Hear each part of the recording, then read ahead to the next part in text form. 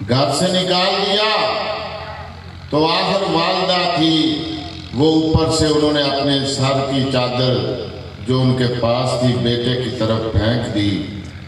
بیٹے نے وہ تہہ بند بنایا، مدینے میں آئے تو نبی کریم رؤوف الرحیم صلی اللہ علیہ وسلم مسجد نبوی میں تشریف رکھتے ہیں۔ دور سے نظر پڑی تو آقا کریم کھڑے ہو گئے، آنکھوں میں آنسو آئے، کہا وہ دیکھو عبداللہ میری محبت میں اور اللہ کی محبت میں فقیر ہو گیا۔ فرمایا وہ بھی صحابہ صفا میں رہے، چلتے چلتے 1-2 منٹ کبھی کسی سے پوچھے تو صحیح کہ یہ صحابہ صفا رضی اللہ تعالیٰ عنہ کون ہے؟ یہ وہ لوگ تھے جنہوں نے اپنا گھر بار چھوڑ دیا، کاروبار بھی چھوڑ دیے، بیوی بچے بھی چھوڑ دیے، اور کہا یا رسول اللہ صلی اللہ علیہ وسلم آج کے بعد ہم کبھی آپ کو اکیلے چھوڑ کر نہیں جائیں گے۔ آقا کریم نے آگے سے فرمایا کہ تم میرے اور اللہ کے مہمان ہو، تم مسجد میں رہو گے، دین سیکھو گے۔ تو وہ بھی عبداللہ رضی اللہ تعالیٰ عنہ آگے وہاں ان کے ساتھ رہنا شروع ہو گئے۔ جناب عمر رضی اللہ تعالیٰ عنہ فرماتے ہیں کہ چند مہینوں کے بعد ایک جنگ کے لیے جب نکلے تو ان کے پاس تو بلکہ اکثر صحابہ رضوان اللہ علیہ مجمعین کے پاس نا ایک ہی چادر ہوتی تھی۔ آج ہم کہتے ہیں کہ جس کے پاس پیسہ ہے اس کے پاس اللہ کا بڑا کرم ہے، جس کے پاس پیسہ نہیں اللہ اس سے ناراض ہو گیا۔ تو کیا ان صحابہ کے پاس تو ایک ہی چادر تھی تو اللہ ان سے ناراض ہو گئے؟ کئی دن کھانے کے لیے نہیں ملتا تھا تو اللہ تعالیٰ ان سے ناراض ہو گئے؟ تو پھر کیا ہوا؟ جناب عمر رضی اللہ تعالیٰ عنہ کہتے ہیں کہ رستے میں وہ بیمار ہو گئے، ایک جگہ پہ جا کے وہ بہار کی بے ہوشی میں چلے گئے۔ تو نبی پاک صلی اللہ علیہ وسلم ان کے پاس گئے، فرمایا میں بھی ساتھ تھا، ابو بکر بھی ساتھ تھے۔ جب قریب گئے تو نبی پاک صلی اللہ علیہ وسلم زمین پر بیٹھ گئے اور پھر کیا کیا کہ ان کا سر مبارک اپنی گود میں رکھ لیا اور ایسے ان کے بالوں کو سہلانا شروع کر دیا۔ جب ان کے بال سہلائے گئے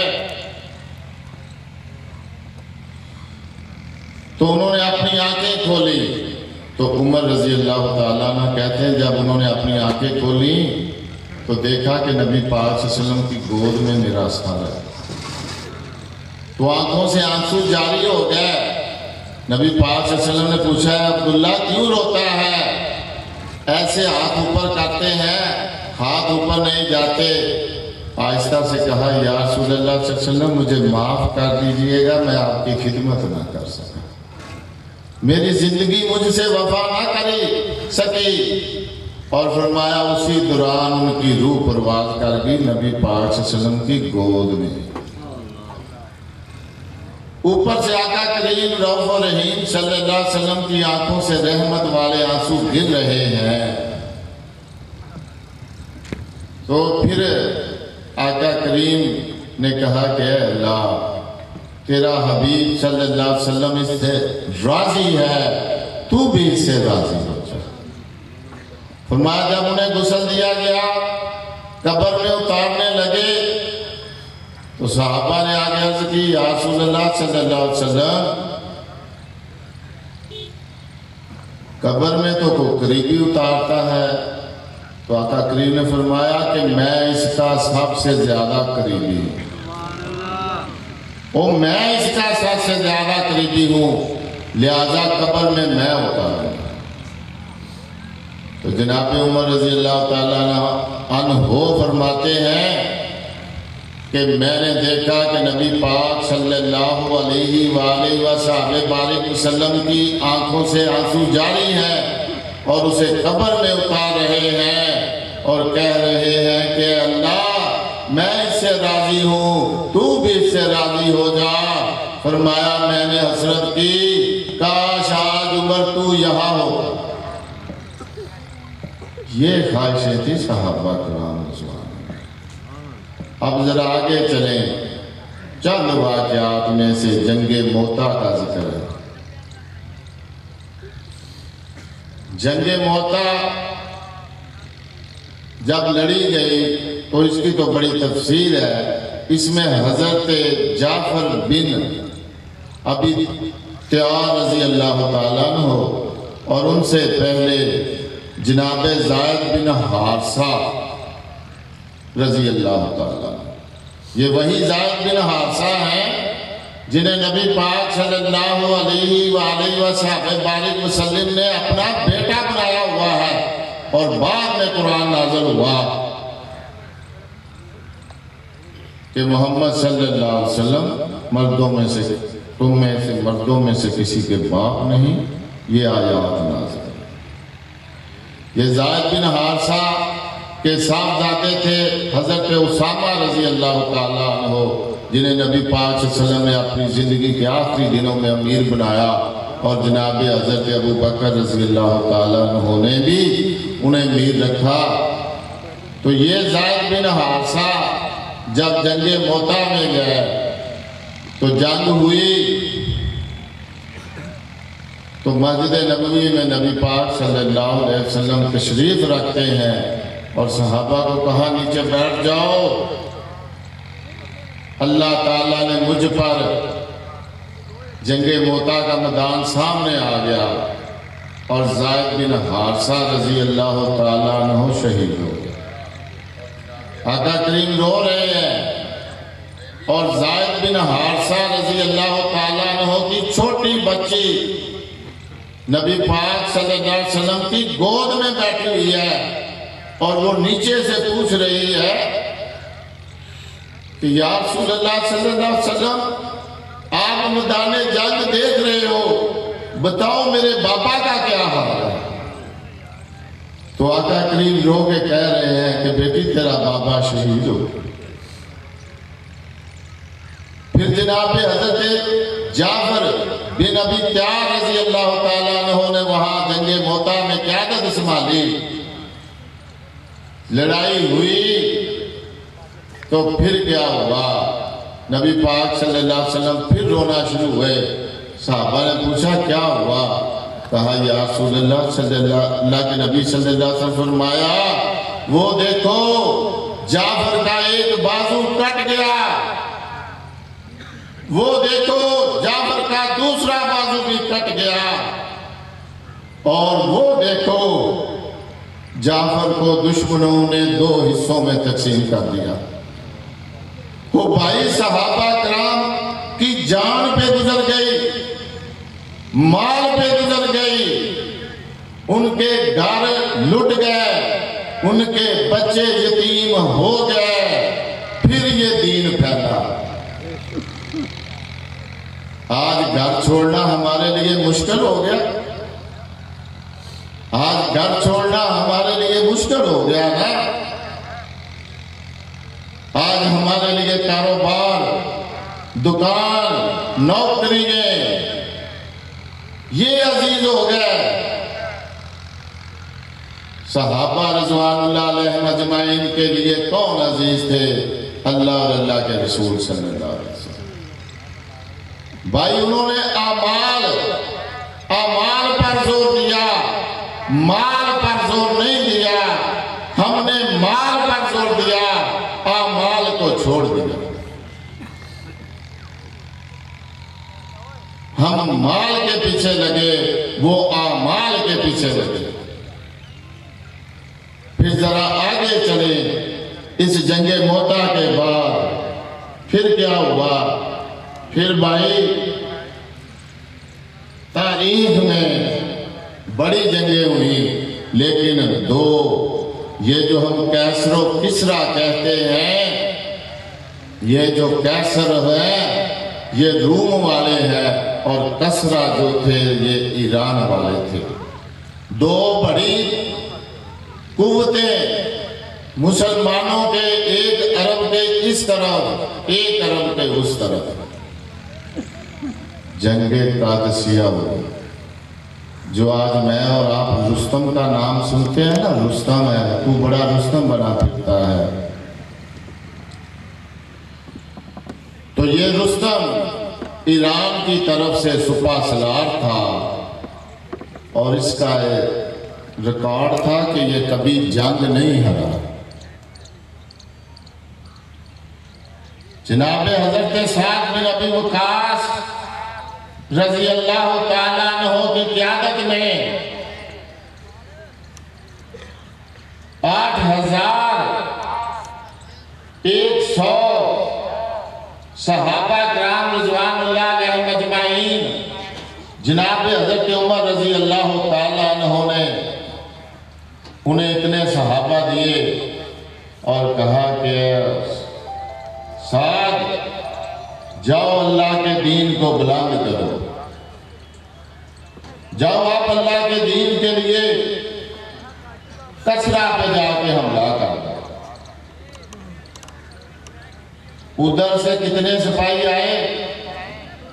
رستم کی قیادت میں 82,000 سپاہی آئے جو ہر طرح سے اسلحے سے لیس ہے. ادھر سے کتنے آئے؟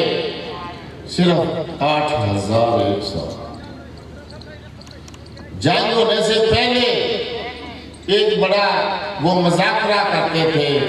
رستم نے کہا کہ اے سعد رضی اللہ تعالیٰ عنہ، یا تو خود آپ میرے پاس آ جائیں یا کسی کو میرے ساتھ مذاکرہ کرنے کے لیے بھیجیں. ادھر سے حضرت سعد بن ابی وقاص رضی اللہ تعالیٰ عنہ نے ایک صحابی بھیجے. جب وہ رستم کے پاس گئے تو رستم نہ ان سے مخاطب ہوا اور بڑے تاریخی الفاظ بولے. اس نے ذرا سنیں کہ رستم نے کیا بولا. رستم کہنے لگا، اے عرب کے لوگوں، تم تو وہ لوگ تھے جو صدیوں سے آپس میں لڑ رہے تھے، ایک دوسرے کو قتل کر رہے تھے، حتیٰ کہ تم تو اتنے ظالم اور جاہل تھے اپنی بیٹیوں کو زندہ دفن کر دیتے تھے. تمہیں آج کیا ہو گیا؟ تم کیسے اتنے تہذیب یافتہ ہو گئے کہ تم لوگ آج ہم پر ہی حملہ کرنے آ گئے؟ تو صحابی رضی اللہ تعالیٰ عنہ آگے سے کہتے ہیں کہ رستم، بے شک تو جیسے کہتا ہے ہم اس سے بھی بدتر تھے، لیکن اللہ نے ہم پر کرم کیا، ہم میں جناب محمد الرسول اللہ صلی اللہ علیہ وسلم تشریف لیا. انہوں نے ہمیں جانوروں سے انسان بنایا. انہوں نے ہمیں بتایا کہ ایک اللہ کی عبادت کرنی ہے، ایک اللہ کے حکم کو ماننا ہے، اور ہم جو ہر وقت بتوں کو پوجا کرتے تھے انہوں نے ہمیں بتایا کہ اللہ ایک ہے، اللہ کے سوا کوئی معبود. تو بے شک ہم ویسے ہی تھے جیسے تو کہتا ہے، لیکن آج ہم پر اللہ نے کرم کر دیا، ہمیں محمد صلی اللہ علیہ وسلم عطا کر کے ہمیں جانوروں سے انسان بنا. پھر کیا ہوا؟ یہ جنگ جاری ہو گئی. اس میں یہ بات بھی یاد رکھیں کہ صحابہ کرام رضوان اللہ علیہم اجمعین کی بیویوں میں بھی، صحابیہ میں بھی اللہ تعالیٰ نے اتنا ایمان رکھا تھا، اتنا ایمان رکھا تھا کہ بعض صحابیہ اپنے خامن کے ساتھ، بعض اپنے بھائی کے ساتھ، بعض مائیں اپنے بیٹوں کے ساتھ میدان جنگ میں جایا کرتی تھی اور زخمی صحابہ کی ملک پھٹی کیا. بڑا مشہور واقعہ ہے کہ جناب حضرت ابو بکر صدیق رضی اللہ تعالیٰ عنہ کی بیٹی جناب حضرت آسمہ رضی اللہ تعالیٰ عنہ جنگ قادسیہ میں میدان جنگ میں اپنے خاوند کی مہار کو، اس کے گھوڑے کی مہار کو پکڑ کے سجا کے لے کے آئی کہ بیٹھو اور جاؤ جہاد کرو اللہ کے لیے۔ آج ہماری عورتیں کیا کہتی ہیں؟ کہتی ہیں کہ اللہ کے راستے میں نہیں چلا، اگر تو اللہ کے راستے میں چلا گیا تو ہم کہاں سے کھائیں گے؟ کیا بنے گا ہمارا؟ ان بچوں کا کیا بنے گا؟ او بھائی یہ کام کس نے کرنا ہے؟ یہ اللہ کے دین کا کام نبی تو آنے سے بند ہو گیا، صحابہ بھی چلے گئے، اب دنیا میں اللہ کے ولی رہ گئے، اور یہ کام آپ نے اور میں نے کرنا ہے، ہماری نسلوں نے کرنا ہے یہ دعوت کا کام۔ آسمان سے آگے فرشتوں نے نہیں کرنا۔ پہلے تو بڑی بات ہے، امت کا ایک طبقہ ہے وہ کہتا ہے کہ جی یہ جو کام کرتے ہیں یہ دیوانے پاگل لوگ ہیں، یہ کوئی کرنے والا کام ہے۔ اس نے تمام نبیوں کی اور اللہ کی نفی کر دی، ایک بہت بڑا طبقہ۔ اب ہم کتنے لوگ بیٹھے ہوئے ہیں، اگر میں اور آپ سچی توبہ کر لیں تو کیا یہ کافی نہیں ہے لوگ؟ کیا یہ پنڈال کافی نہیں ہے؟ ہم اور آپ توبہ کریں کہ جی ہم دین کے دعوت کا کام کریں گے، اے اللہ یہ کام ہم سے لے لے۔ کسی سے تو لینا ہے نا، کس نے یہ کام کرنا ہے؟ کون کرے گا یہ کام؟ پھر اس جنگ میں کیا ہوا ذرا سوچیں۔ یہ جنگ 3 دن تک ہوتی ہے۔ رومیوں نے دیکھا کہ یہ 8100 ہم سے شکست نہیں کھا رہے، انہوں نے کہا کہ انہیں تھکاؤ، انہیں تھکا دو۔ جنگ اب پہلے دن ہوئی شام تک، دوسرے دن ہوئی، انہوں نے کہا کہ انہیں تھکاؤ، وہ ساری رات بھی لڑتے۔ اگلا دن ہو گیا، پھر جنگ جاری ہے۔ میں اور آپ کو اسی جماعت میں آگے اجتماع میں آگے تھک گئے ہیں نا، میں سب سے زیادہ تھکا ہوا، میں تھک گیا، آپ لوگ تو بھی نہیں تھکے۔ کوئی کدھر کھانا کھانے جا رہا ہے، وہ کوئی پکنک منانے آئے ہوئے ہو،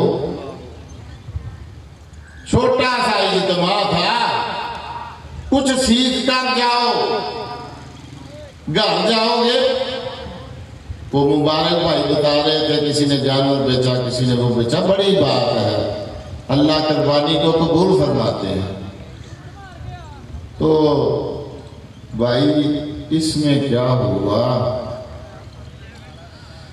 کہ مسلمان جو شہید ہو رہے ہیں نا، اب انہیں دفن کرنے کا بھی وقت نہیں مل رہا، تو پھر کیا ہوا؟ پھر یہ ہوا کہ بیوی نے اپنے خاوند کی قبر کھو دی،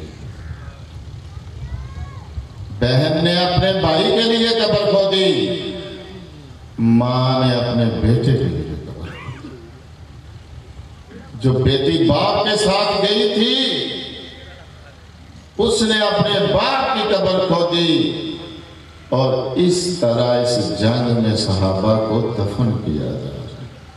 ہم میں سے کوئی ہے ایسا؟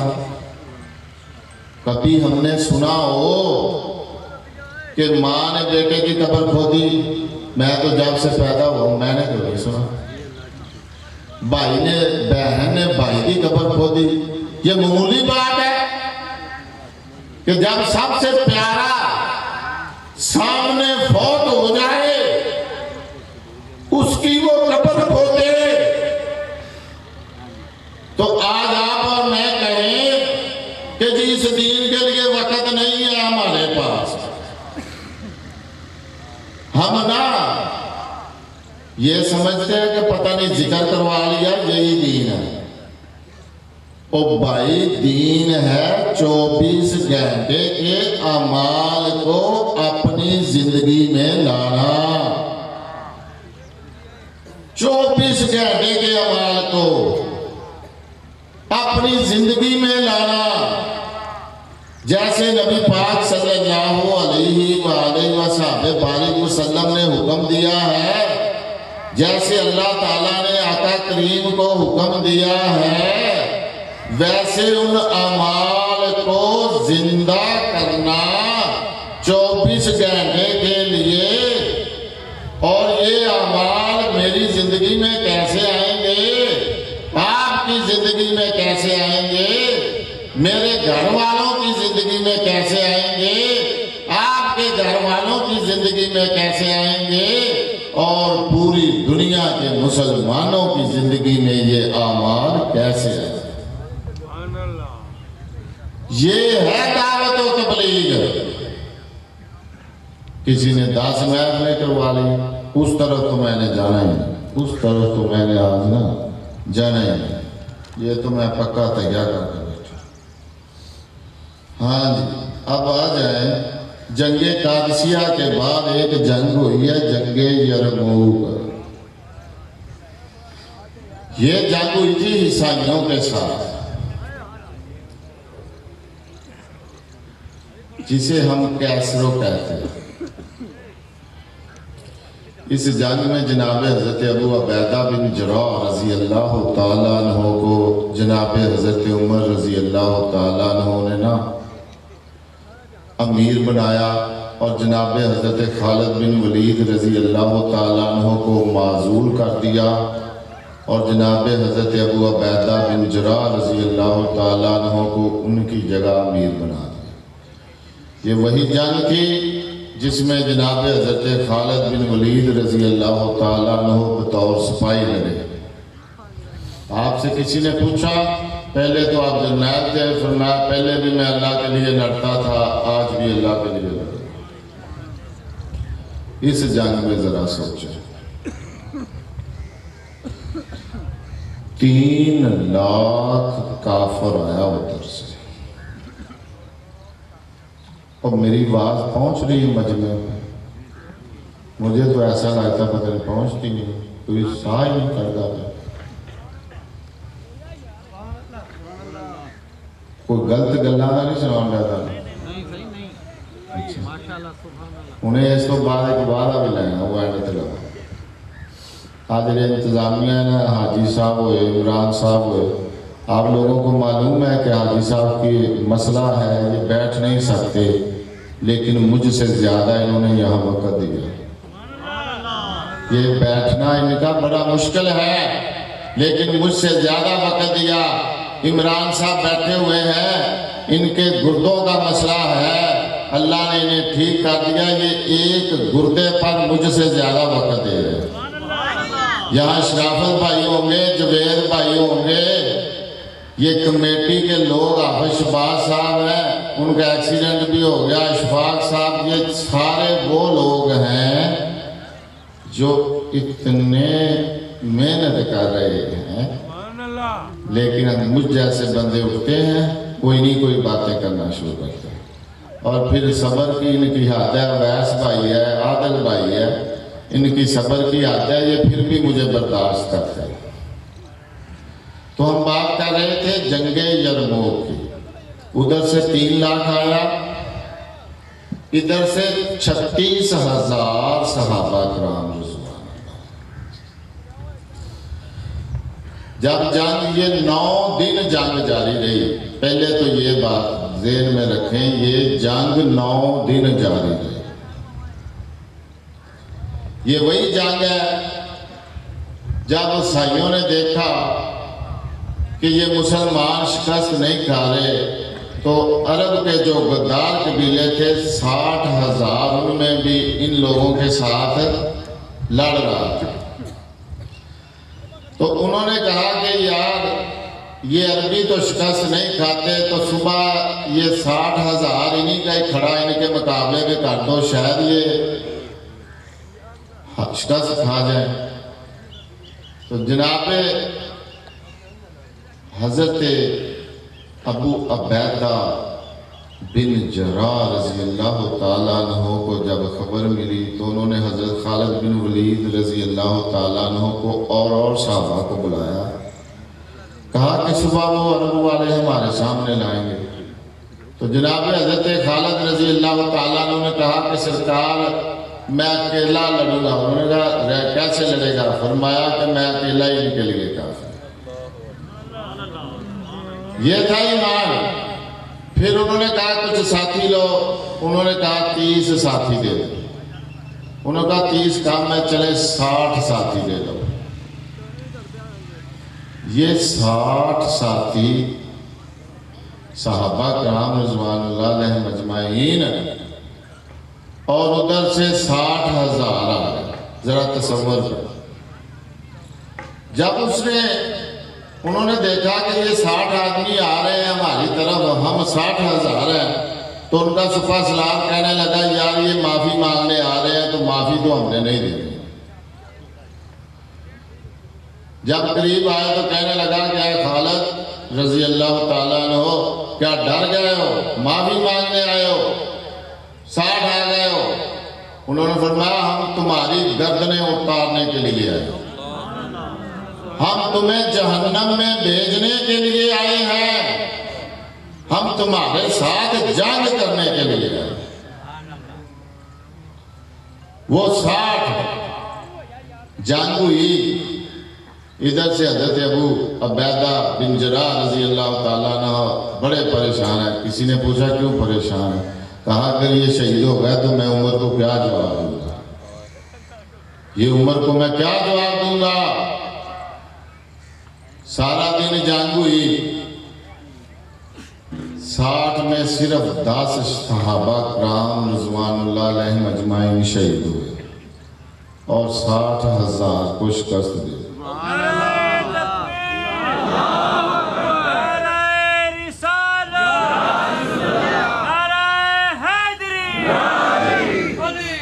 اب دیکھیں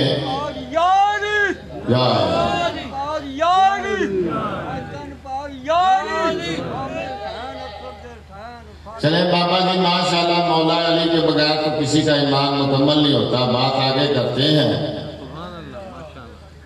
تو مجمع پر تو کسی کا کنٹرول نہیں ہوتا، ہجوم کی بات کو تو ذرا سوچیں۔ میں آپ سے ایک سوال کرتا ہوں کہ وہ 60 صحابہ کرام رضوان اللہ علیہ مجمعین 60,000 کو شکست دے دی، تو اب 60 بندے کیا مجمع میں موجود نہیں ہیں جو نبی پاک صلی اللہ علیہ وسلم کے لیے پکی توبہ کریں اور کہیں کہ ہم گھر جا کے دعوت کا ہی کام کریں گے، ہم لوگوں کو دعوت دیں گے اور اللہ کے دین کا کام کریں گے، ساتھ چلو تھوڑا سا دنیا کا بھی کام کر لیں گے، تو کیا 60 بندے کھڑے ہو سکتے ہیں اس مجمع میں سے؟ اور پکے ہاتھ کھڑے کرے بھائی سانو کو بندہ لاب دے، بات نا سانو کو بندہ لاب دے۔ چلیں جی آپ آگے بات کرتے ہیں۔ بڑی مہربانی، اللہ تعالیٰ آپ کو آباد رکھے، شاد رکھے، ہم سب کو میاں صاحب حضور کی قیادت میں، مجلس شورا کی قیادت میں کام کرنے کی توفیق عطا فرمائے اور اس پیغام کو پوری دنیا میں لے کے جائیں۔ آپ جی ذرا آگے چلتے ہیں، ذرا سوچیں کہ مولا حسین علیہ السلام کی کتنی بڑی قربانی تھی۔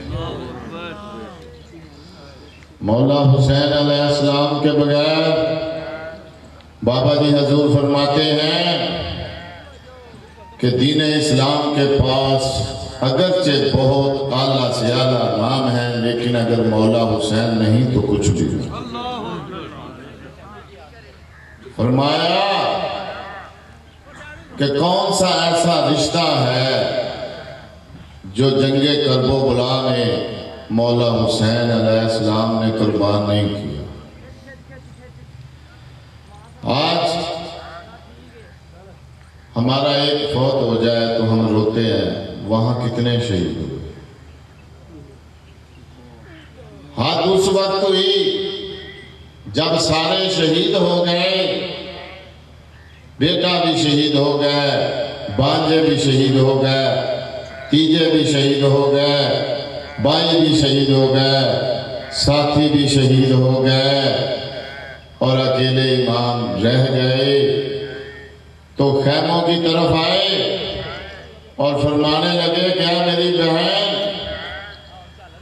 اب دشمن میرے ساتھ جو بھی کرے یہ میرے اللہ کی مرضی ہے اور میں اللہ کی رضا پہ راضی ہوں، آپ نے خیموں سے باہر نہیں۔ وہاں بیٹیاں بھی ہیں، بہن بھی ہے۔ تو جب مولا حسین علیہ السلام شہید کر دیے گئے تو دیکھو بدبختوں نے حملہ کر دیا۔ حملے کے بعد اچانک دیکھا گیا کہ جناب زینب رضی اللہ تعالیٰ عنہا کہاں ہے؟ تو دیکھا کہ وہ بھائی کے لاشے سے چپٹی ہوئی ہے اور رو رہی ہے، اور کیا کہتی ہے کہ اے بھائی، تیری بہن اتنی ظالم نہیں ہے کہ جو دشمنوں نے تیرے ساتھ کیا تیرے نانا کو نہ بتائے۔ میں ضرور بابا کو بتاؤں گی، جا کے اماں کو بھی بتاؤں گی، اور نانا حضور کے دربار میں جاؤں گی اور جا کے کہوں گی کہ دیکھو نانا، ہمارے ساتھ آپ کے دین کے لیے ہم نے کتنی بڑی قربانی حسین دے دیا۔ فرمایا اے میرے بھائی، جتنے صدمے تیری بہن پر آئے ہیں، اگر تو اپنی بہن کی جگہ ہوتا تو کبھی برداشت نہ کرتا۔ او بھائی، میدان کرب و بلا سے کوفے کا سفر 840 کلومیٹر ہے، اور 840 کلومیٹر میں مولا حسین علیہ السلام کے سر اقدس مبارک کو کلیا لے کے گئے، اور وہ پاک دامن بیویوں کو اونٹوں کے اوپر اور بغیر کجاوے کے بٹھایا گیا۔ یہ قربانی کس کے لیے دی گئی؟ اس دین کے لیے دی گئی کہ اس لیے دی گئی کہ امت پیچھے سے بے نمازی ہو جائے؟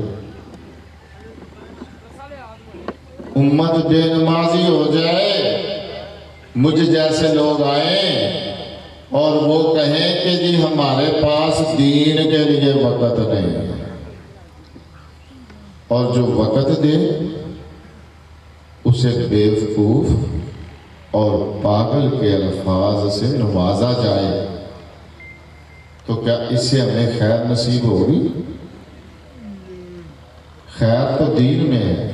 چلے اب چند اولیاء کرام کے واقعات میں سے 2-3 آپ کو سناتے ہیں۔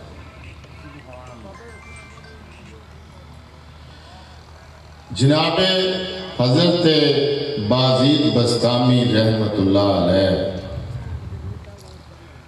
آپ کے والد محترم 7 سال کی عمر میں کم و بیش یا 5 سال کی عمر میں اس دنیا سے تشریف لے گئے۔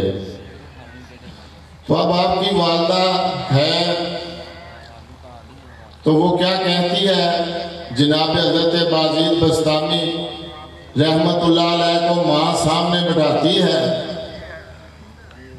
کہتی ہے کہ اے بازید بسطامی، میں نے تجھے اللہ کا ولی بنانا ہے، اور تو نے اللہ کا ولی بننا ہے۔ اب وہ بچہ 5 یا 7 سال کا ہے، وہ آگے اپنی ماں سے پوچھتے ہیں کہ ماں یہ ولی کیا ہوتا ہے؟ اب والدہ جو ہے وہ اللہ کے دین سے کتنی محبت کرتی ہے، وہ کیا کہتی ہے کہ محلے سے کسی عالم کے پاس گئی، با پردہ ہے، اس سے کہا کہ مجھے کوئی ایسی خانقاہ بتا جہاں بچوں کو ولی بنایا جاتا ہے۔ اس نے کہا اماں یہ کیسا سوال ہے؟ اس نے کہا نہیں، میرا یہی سوال ہے کہ بچے کو ولی کیسے بنائیں۔ اب وہ ایک مدرسے میں کسی نے انہیں بتایا کہ فلاں جگہ چلے جاؤ، وہ وہاں گئی، کئی میل کا سفر کیا، مدرسے میں گئی، بچے کو داخل کروایا، اور جب واپس ہونے لگی تو ذرا ان کے الفاظ سنے۔ کیا کہتی ہیں کہ مولوی صاحب، بھائی صاحب، میرا بچہ چھوٹا ہے، یہ بہت چھوٹا ہے، یہ کھانا بھی اچھی طرح نہیں کھا سکتا، سوئے گا اسے ڈر بھی لگے گا، اس کا باپ پہلے ہی فوت ہو چکا ہے، میں آپ کے پاس چھوڑ کے جا رہی ہوں، آپ اسے اللہ کا ولی بنا دینا، اسے گھر نہ بھیجنا، یہ روئے گا، گھر جانے کی ضد بھی کرے گا، تو اسے نہ بھیجنا۔ اب وہ چھوڑ کے چلی گئی، بچہ ہے، وہ استاد سے پوچھتا ہے، کہتا ہے کہ جی میں نے گھر جانا ہے۔ استاد صاحب کہتے ہیں کہ جی بیٹا تیری والدہ نے کہا تجھے گھر نہیں بھیجنا۔ وہ ضد کرتے ہیں، استاد انہیں زیادہ سبق دیتا ہے، کہتا ہے بیٹے اتنا سبق یاد کر لے تو بھیجوں گا، سبق یاد نہیں ہوتا، بڑے روتے ہیں۔ ایک دن اللہ سے نفل پڑھتے ہیں، اللہ سے دعا کرتے ہیں کہ یا اللہ تو جانتا ہے کہ یہ اتنا سبق تو مجھے کبھی یاد نہیں ہوگا، تو میں کیا اپنی ماں سے نہ ملوں؟ تو تو چاہے تو مجھے یہ سبق یاد کروا سکتا ہے، اے اللہ آج یہ سبق مجھے یاد کروا۔ اللہ تعالیٰ نے وہ سبق ان کو یاد کروا۔ استاد کو سنایا، استاد جو روزانہ بہانے بنا رہا تھا مہینوں سے، اس نے کہا ٹھیک ہے بچے، میں آپ کو آپ کے دوستوں کے ساتھیوں کے ساتھ بھیجا گھر۔ جب گھر گئے نا تو ماں نے دور سے دیکھا کہ یہ تو میرا بازید آ رہا ہے۔ وہ گھر کو گئی، انہوں نے جا کے دروازہ بند کر لیا۔ یہ بچہ ابھی 8 سال کا نہیں ہوا، دروازے پہ دستک دی اور کہا ماں تیرا بازید آیا ہے، دروازہ کھول۔ ماں آگے سے اندر سے روتی ہے، کیا تم ولی بن گیا؟ کیا تم ولی بن چکا ہے؟ کہتا ماں مجھے پتہ ہی نہیں ولی کیا، فرمایا چلے جاؤ۔ ماں ملی نہیں، واپس آئے، استاد کی گود میں بیٹھے ہوئے ہیں، رو رہے ہیں۔ استاد کہتا ہے کہ جی بیٹا میں نے کہا تھا نا کہ ولی مجھے نہ جا۔ جب آپ کی عمر 22 سال ہوئی، دیکھیں 1 دن نہیں 2 دن نہیں 14 سال گھر نہیں گئے۔ ہم 14 دن لگانے کے لیے تیار نہیں۔ کیا یہ ہم نے 10 دن لگا دیے، کسی نے 40 دن لگا دیے، کسی نے 4 ماہ لگا دیے تو چلہ پورا کر لیا تو دین پورا ہو جائے گا؟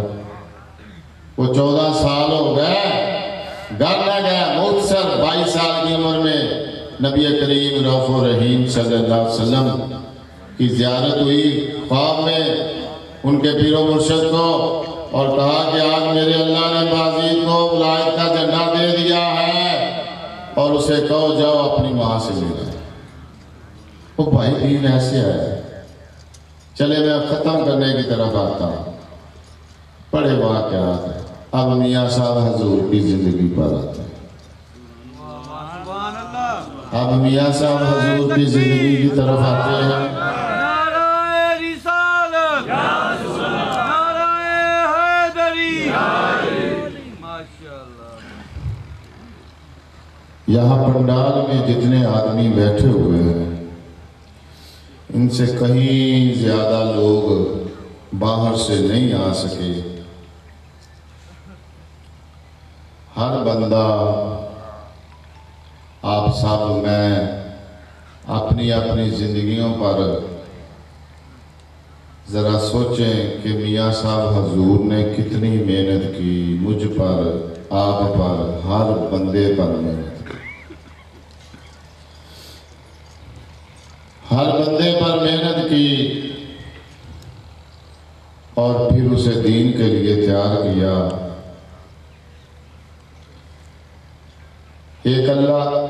ایک مسجد میں تھا، مسجد انصاریوں والی میں، یہ ایک واقعہ جو میں بیان کرنا ضروری سمجھتا ہوں۔ وہاں ایک ساتھی بیان کر رہا ہے، عمران صاحب وہ بیان کر رہا ہے، حاجی صاحب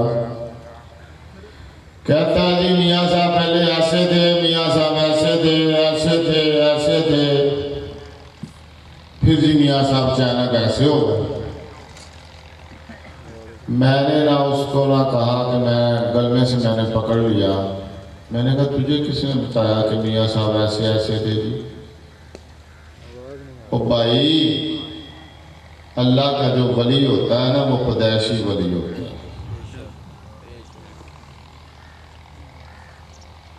میری والدہ نے مجھے بتایا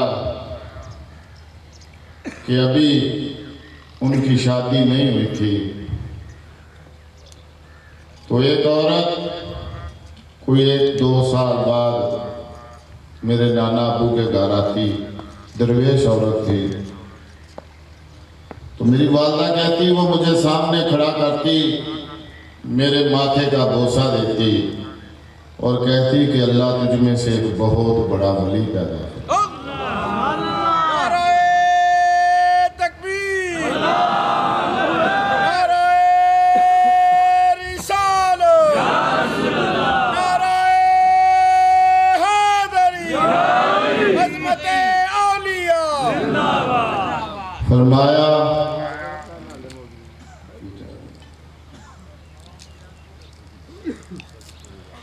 فرمایا کہ اللہ تجھے 5 بیٹے عطا کرے گا، 1 بیٹی عطا کرے گا۔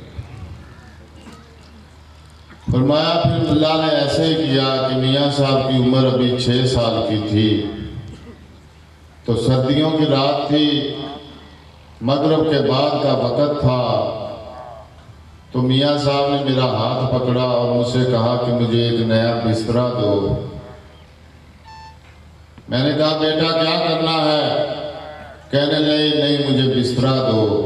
فرمایا میں نے پھر کہا بیٹے کیا کرنا ہے؟ کہتے میرا ہاتھ پکڑا، مجھے گلی میں لے گیا اور گلی کے کونے پہ ایک نشائی گرا ہوا تھا، سردی تھی، کہنے لگے اسے دے دو، سردی کتنی ہے؟ فرمایا میں نے اسے نیا بسترا دیا۔ فرمایا جب یہ جیسے جیسے بڑے ہوتے تھے یہ بولتے ہی نہیں تھے، میں نے سمجھنا کہ پتہ نہیں میرا بیٹا بولتا کیوں نہیں۔ چلے اب میں جلدی ختم کر رہا ہوں۔ مسجد انصاریہ والی میں میاں صاحب محفل کروا رہے ہیں، یہاں کچھ لوگ بیٹھے بھی ہوں گے۔ بزرگوں نے کہا کہ میں نے تمہیں کبھی نہیں بتانا تھا، لیکن ابھی مجھے نبی پاک صلی اللہ علیہ وسلم کی زیارت ہوئی ہے، اور آقا کریم نے فرمایا ہے کہ آج بتاؤ کہ ہمیں آپ کی یہ جماعت بھی بڑی پیاری لگتی ہے، آپ کی یہ مسجد بھی بڑی پیاری لگتی ہے، اور آپ کا یہ کام بھی بڑا پیارا ہے۔ بھائیو دیکھو کل قیامت کا دن ہوگا، اللہ مجھ سے آپ سے پوچھے گا بتاؤ تم میں سے میرا ایک بندہ تھا جو نہ چل سکتا تھا، نہ کھا سکتا تھا، نہ بول سکتا تھا، لیکن میرے دین کے لیے ہر وقت کوششیں کرتا تھا، جان سے بھی کی، مال سے بھی کی، تو تم نے کیا کیا؟ جوان بیٹا فوت ہو گیا تو اس دن بھی ظہر کے بعد 10 بجے 11 بجے بھائی نانیال بیٹے کو دفن کیا۔ میں نے کہا میاں صاحب اب کیا کرنا ہے؟ مجھے کہنے لگے کہ مہمانوں سے تو ملے، میں نے ظہر کے بعد ذکر کی محفل قربانی میں وہاں جا رہا۔ بیٹی فوت ہوئی 3 سال کی، اس سے پہلے میاں صاحب کو لاہور سے اس وقت موبائل بہت کم تھے، لاہور سے ڈھونڈ کے لائے کہ جناب بیٹی فوت ہو گئی، باجی فوت ہوئے، بدھ کو رات کو جمعرات کو دفن کیا۔ اس وقت ہر جمعرات کو یا غالباً مہینے کو جمعرات کو محفل ہوتی تھی مرکز میں نے کہا میاں صاحب محفل کا کیا کرنا؟ دوستوں نے مجھ سے کہا، فرمایا محفل بھی کبھی بند ہوتی، محفل جاری رہے۔ تو بھائی جی کل ہم بھی مر جائیں گے، آپ بھی مر جائیں گے، کہانی سنانے والا ہے کہانی سنائے گا کہ ایک اللہ کا بندہ تھا، وہ اللہ کرواتا تھا، اس کا بیٹا فوت ہوا، بیٹی فوت ہوئی، بیوی فوت ہو گئی، پھر بھی اللہ کرواتا۔ انہیں پھر کیا ہو؟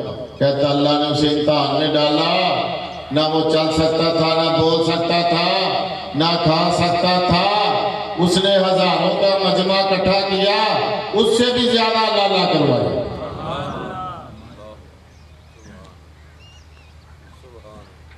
تو اب ذرا میں صحت مند چلے ختم کرتے ہیں۔ کون کون بندہ نبی پاک صلی اللہ علیہ وسلم کے لیے وقت لگائے گا آپ اپنے گھروں میں جا کے؟ سارے ساتھی وقت لگاؤ گے؟ پکا وعدہ کرتے ہو دوڑو گے تو نہ؟ اگر یہاں 1000 بندہ بیٹھا ہے، وہ 10 محفلیں کروائے گا تو 10,000 محفل روزانہ کی ہو جائے گی، اور ایک مہینے میں 3 لاکھ محفلیں ہوں گی، اور ایک سال میں 3 لاکھ سے 36 لاکھ محفلیں ہو جائیں گی۔ تو میں آخر میں آپ سب کے آنے کا اپنی کمیٹی کی طرف سے، صدر صاحب کی طرف سے، تمام مہمانوں کے آنے کا میاں صاحب کی طرف سے شکریہ ادا کرتا ہوں۔ اللہ تعالیٰ آپ کا ہمارا آنا قبول فرمائے، اور اس بات کو پورے عالم میں امت کے اتحاد کے لیے پھیلا دے۔ بھائی ہم نے اتحاد کرنا ہے، ہم نے امت کو جوڑنا ہے، توڑنا نہیں۔ ہم نے ہر کسی کو کہنا ہے کہ اللہ کے دین کے لیے متحد ہو جائے۔ اللہ عمل کرنے کی توفیق عطا فرمائے۔ وما علینا الا البلاغ۔